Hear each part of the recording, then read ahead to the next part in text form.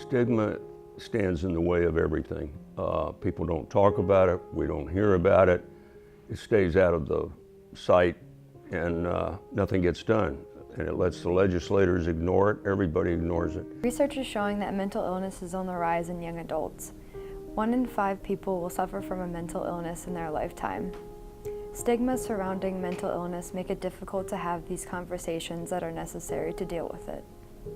More people than not in the world actually have it than don't, so there really is a stigma about it, and I wish there was, not as many people to judge on the topic. And I have a son who was, when he was 21 years old, give you some background, he made Eagle Scout, typical kid, got a significant scholarship to a university in Central Florida. Halfway through his senior year, 21 years old, which is very classic, he had his first psychotic break. That was 11 years ago. Schizophrenia affects 1 in 100 people, and the best description of it is, it's like a flip of a switch. 1 week I knew him.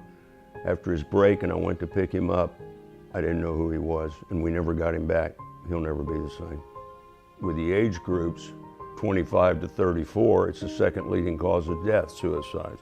We have a mental health problem in this country. 1 in 5 people are going to need mental health counseling at some point in their life, and they're not going to get it. I teach at the crisis intervention team training at the St. Johns County Sheriff's Office. I give a class, first class, and I talk about firsthand what are parents going through, trying to deal, because they deal with schizophrenics and mentally ill on the streets every day. Law enforcement sees people with mental illness more often than the general public does. And we can't just turn a blind eye and pretend we don't see them. We can't ignore them and hope they'll go away. We can't look at them and think that they're just part of the background. Most of us are in this career because we want to help people.